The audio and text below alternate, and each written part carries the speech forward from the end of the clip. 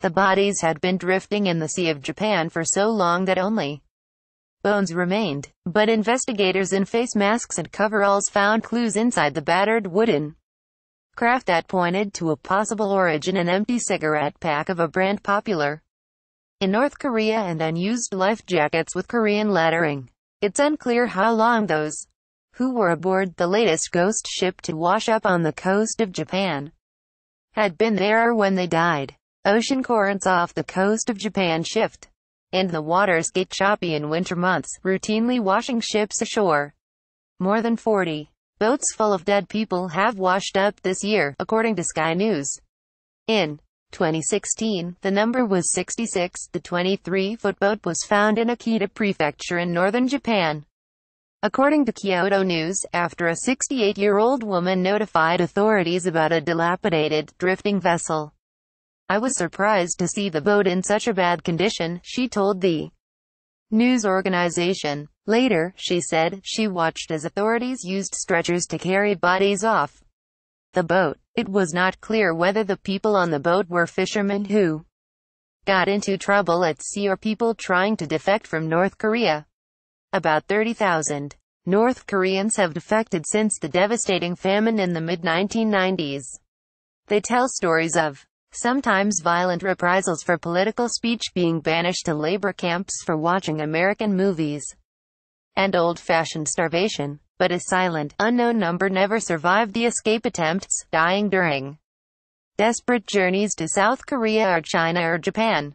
Others are captured and face severe punishment for trying to leave. According to Vice, the North Korean Penal Code states that defectors face 2 years of hard labor if they are caught crossing the border, though punishments can vary. Radio Free Asia reported that North Korean officials warned that citizens living near the Chinese border who are caught helping people defect would be put to death. And the punishments wouldn't stop there. Family members of violators can be imprisoned or banished to remote regions of North Korea. Still, North Koreans defect by the hundreds. This month, the world was riveted by the story of a North Korean soldier who escaped in dramatic fashion a few weeks ago, driving a jeep southward until it got stuck in a ditch, then sprinting across the demilitarized zone. His former comrades shot at him with pistols and assault rifles, putting at least 5 bullets into him. South Korean soldiers found him in a pile of leaves and dragged him to safety, and he was flown to a hospital via helicopter.